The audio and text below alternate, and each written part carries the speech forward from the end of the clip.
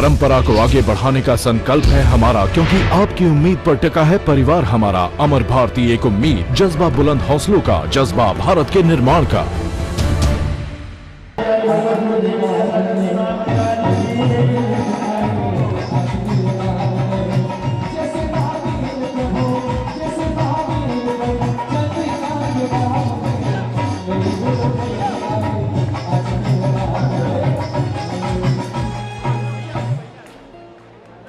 वो धर्म की आचार्य गुरुवर श्री कुंज कुमार की आचार्य गुरुवर श्री ज्ञान सागर जी महाराज की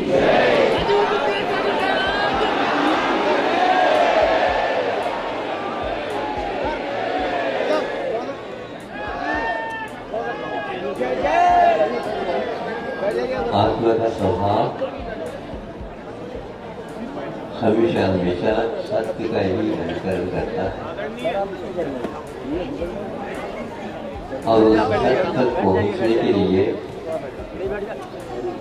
श्रम को अपनाए बिना वह कार्य संभव नहीं है। और वह श्रम एक प्रकार से तीन प्रकार करके न हो करके विवेक के साथ आस्था के साथ ही होगा, तो तभी वह श्रम सत्य प्रदाता होगा। और उस सत्य प्रदाता श्रम के ऊपर ही आधारित सत्यदान तत्व हम लोगों को उपलब्ध होगा। आपके पास सत्य है जो आत्म तत्व है, चित्त है जो विवेकशील है, किंतु एक स्वभाव और है जो आज गायब है, वह है आनंद। सत चित आनंद के पिंड होकर के भी दर दर भटकता हुआ ये चेतन अपने आप को भूल करके इस दशा में आया हुआ है। आज प्रशासन, शासन और न्याय संविधान लगभग एक मंच पर आकर के ऐसा योग मिला जो जन कल्याण के लिए सारे वर्षों से स्वतंत्रता मिलने के उपरांत एक कार्यरत है। ये भिन्न भिन्न कार्य होने के कारण इन लोगों का साक्षात जनता के बीच में आना संभव नहीं होगा, लेकिन ये ध्यान रखना जनता के पास आने से ही सब कुछ होता है ऐसा नहीं है। सूर्य नारायण यदि पृथ्वी पर आ जाए तो उतना उपयोगी सिद्ध नहीं होंगे जितना कि आसमान में रहते हैं तो हो जाता है। आलोक के लिए आलोक के घर, जो बिजली घर में जाकर के बैठने की आवश्यकता नहीं, और बिजली घर में रोशन का उत्पादन उस मशीन को, यंत्र को तैयार कर देंगे तो पूरा ललितपुर जगमगाएगा। लेकिन उस जगमगाने का अर्थ क्या है? हमें श्रम करने के लिए आलोक की आवश्यकता है। आप लोग बहुत दिन से यह प्रयासरत थे। ललितपुर अपने आप में एक बहुत ही नामकरण भी इसका ऐसा है।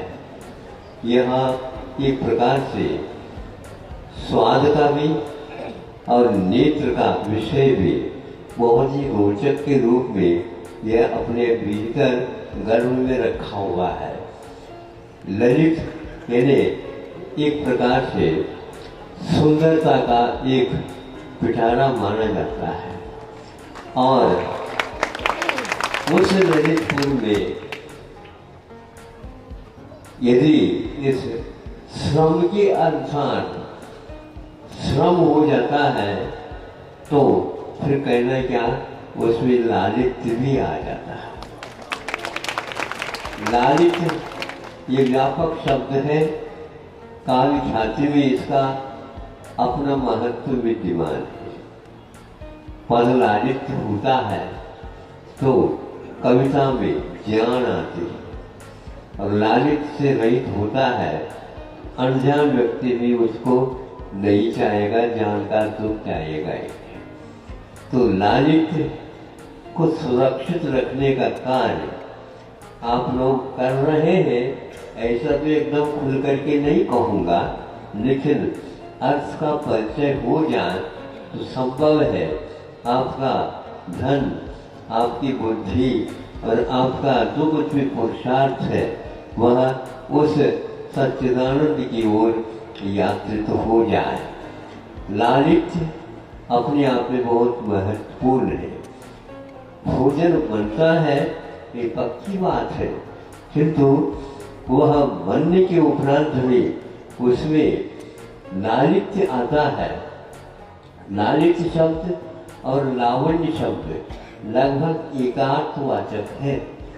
लवण से लावण्य बनता है। लावण्य अपने आप में बहुत महत्वपूर्ण है और वह देखने के अर्थ में भी, और लावण्य एक प्रकार से स्वाद की अपेक्षा से। भोजन बना, अब ये कैसा बना, क्या बना, बाकी सब कुछ है, लेकिन लूण की कमी है।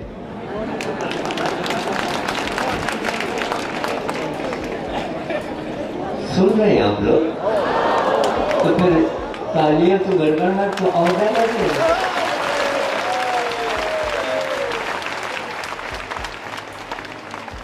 आपके कानून ने एक प्रकार से हाथों को इशारा नहीं किया, इसलिए ऐसा आप चुप बैठ गए, इसलिए लावण्य में आप लीन हो गए तो ताली बजना ही समाप्त हो गया।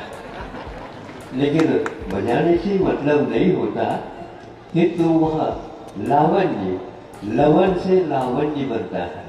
तो भोजन में भी प्रत्येक पदार्थ में, भोजन के अंगों में सुना है कि वह लवण अवश्य होता है। आप लोग मीठे के तो आदि होते ही है, लेकिन जब मीठे के कारण मुंह कड़वा हो जाता है, सुना आपने?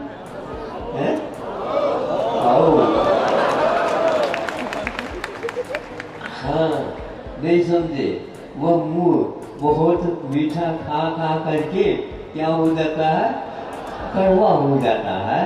तो उसके बीच में पकौड़े भी, कचौरी भी आवश्यक हो जाए। वो क्या करता है, चरपड़ा है, पसीना बहा देता है, मुंह में चटका लग जाता है। उस चटका लगने से क्या होता है, जो एक प्रकार से लावण्य की यानी मीठे बन के परत जो जिह्वा के ऊपर जमा रहता है, लेमिनेशन टाइप, तो वह अपने आप ही उखड़ जाता है। तो स्वाद पुनः देने में वह जिह्वा सक्षम हो जाती है। अब आपको मैं ये कहना चाहता हूँ इस उदाहरण के माध्यम से कि आप उस रचना को जीवित रखना चाहते हो, तो बीच बीच में इस प्रकार के स्वाद का भी अनुभव करो। और यूँ कहना चाहिए, जो वह पाचक होता है, तो मीठे को भी पाचन कराने का एक श्रेय जाता है तो लवण को ही जाता है। यह पाचन एक प्रकार से आपको जीवित रखने के लिए कारण है। मोटा ताजा होना इतना महत्वपूर्ण नहीं है, जितना कि ये स्वाद लेने वाली जिह्वा आपके नियंत्रण में रहती है। आप नियंत्रण खो करके फूकट में बिना भोजन निमंत्रण से ज्यादा खाओगे तो ठीक नहीं है। इसलिए कि ये कहना चाहता हूँ, एक लवण वह है कि जो आपको ताजगी भी पैदा कर देता है और आपको स्वाद लेने के लिए आपका जो जिह्वा का कार्य है उसको सही सही कराने में सहयोग देता। मीठा एक प्रकार से पर्यायवाची शब्द है। संस्कृत में मधुर शब्द के माध्यम से दोनों की आख्या की जाती है। दोनों के लिए व्याख्या यही है, मधुर कहने से केवल आप लोग शक्कर की ओर चले जाते हो, नहीं, किंतु उसमें मधुर कहने से आपको लवण की ओर भी नहीं जाना चाहिए। लवण कहो तो वह मधुर भी होता है, और लवण कहो तो चरफरा भी होता है, या खारा आदि जो कुछ भी है। स्वाद दिलाने में जो श्रेय जाता है तो उसको जाता है। ललितपुर में एक प्रकार से ये दोनों भाव गर्भित है, दोनों भाव गर्भित है। इतना आयाम मुझे करना पड़ा तब कहीं जाकर के आपको ललितपुर का संक्षेप अर्थ समझ में आ गया। तो अब ये प्रथम दिन है, शासन प्रशासन हम सभी जेल वो ये सभी आ गए यहाँ पर। मैं सोच रहा था कि अब ये धार्मिक सभा और इन लोगों के सामने कैसा होगा, क्या होगा, तो वह बिल्कुल है, इसमें कोई संबंध है ही नहीं, संदेह है ही नहीं। क्योंकि ये चूंकि लालित्यपूर्ण शहर है तो लालित्य तो बरसेगा इसमें, लेकिन ये ध्यान रखो ज्यादा मीठा परोसोगे तो गड़बड़ करोगे। ज्यादा परसो नहीं, और परसो लेकिन नियंत्रण रखने के परसो। इन लोगों को कह रखा था कि भैया हमें बुलाने से पूर्व में याद रखना, क्या महाराज जो आप कहो उसके लिए कहेंगे तो बाद में, और बिना कहे यदि काम होता तो फिर कहना ही क्या। हम अपनी भी रक्षा कर लो, आप इसलिए भी समझ लो क्या है मैंने बताओ, जो ऐसे के ऐसे ही होगा, इसमें कोई संदेह नहीं। तो ये तो धार्मिक कार्यक्रम तो होते ही रहते हैं आप लोगों के यहाँ, किंतु इस धार्मिक कार्यक्रम को दयोदय क्षेत्र में रख रहे हो, ये तो सोच करके रखो। सोचा हुआ है महाराज, क्या सोचा है, जो आप कहेंगे वो ही होगा। हमने पहले छुट्टी नहीं मिली, क्योंकि ऐसा होता है जो कोई भी रोड चलता है ना, रोड पर आप लोग चलते हैं, कहने में ये आता है कि रोड बहुत चलता है। हाँ, तो इसलिए हमने कहा कि भैया आने जाने का थोड़ा सा रास्ता मेरा लेना, नहीं तो गड़बड़ हो जाएगा। जो आप कहो उसी के अनुसार चलेगा। हाँ, 4 में ही क्या, कितने भी वे हो, वेट करने की कोई आवश्यकता नहीं पड़ेगी। ध्यान रखो, सभी लोग आएंगे जाएंगे, सबकी सुविधा देखी जाएगी। तो हम अब इस स्वाद को भिन्न भिन्न क्षेत्रों की अपेक्षा से रख करके आगे बढ़ेंगे तो बहुत अच्छा होगा। जैन समाज के बारे में परिचय प्राय करके अभी तक यही ज्ञात है, जैन लोग अपने तक सीमित रहते हैं। सब कुछ होता है तो उनके यहाँ घर में सब कुछ हो जाता है, बाहर सब गंध भी नहीं आती और स्वाद तो आने की बातें नहीं है। जब डकार आ गए थे तो बात अलग है। तो अब जो है एक प्रकार से दूसरों को भी इसी प्रकार डकार आ जाए, स्वास्थ्य एक प्रकार से ठीक रखने के लिए डकार आना अनिवार्य है, किंतु किसी वस्तु का डकारना ठीक नहीं। सुन रहे हो आप लोग?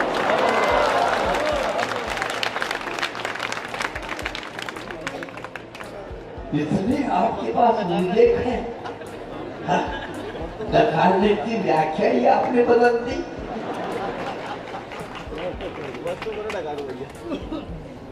मतलब बहुत कुछ डकार करके फिर बाद में थोड़े त्याग करना, ये कोई मायना नहीं रखता। अब हम लोग रास्ते पर आ गए हो, रास्ते ही नहीं है किंतु राजपथ पर आए। हम इंग्लिश शब्द का क्यों प्रयोग करें, राजपथ बोलते हैं। ये जनपद भी बोला जाता है, उत्तर प्रदेश में जिला को जनपद भी बोलते हैं। हाँ, उत्तर प्रदेश एक ऐसा प्रदेश है जिसमें जनपद चालू होता है। तो यह एक प्रकार से आप लोगों को ध्यान में रखना आवश्यक है। समाज के अंग है तो समाज के साथ चलने से ही काम होता है। तो अपनी सीमा नहीं रखते हुए उसको आगे बढ़ा लेना चाहिए। है तो आप लोग अल्पसंख्यक, ये तो सब लोग जानते हैं।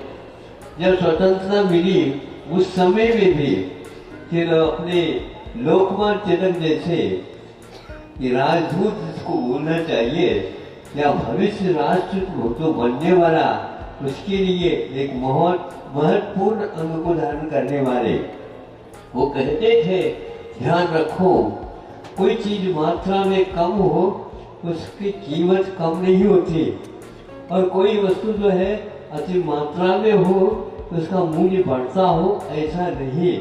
इसलिए समाज को चाहिए कि जो जिस रूप में है उसकी गुणधर्मों को भी भूले नहीं। तो लोग ये कहते प्राय करके जेनियों की मात्रा आटे में नमक बराबर। सुन रहे हो? आटे के बराबर हो जाए तो गड़बड़ हो जाए, आटे के बराबर हो जाए नमक तो कोई खा ही नहीं पाएगा, और यदि वहां आटे में नमक न मिले तो क्या होगा? ध्यान रखो, ये रिवाज है बुंदेलखंड में। क्या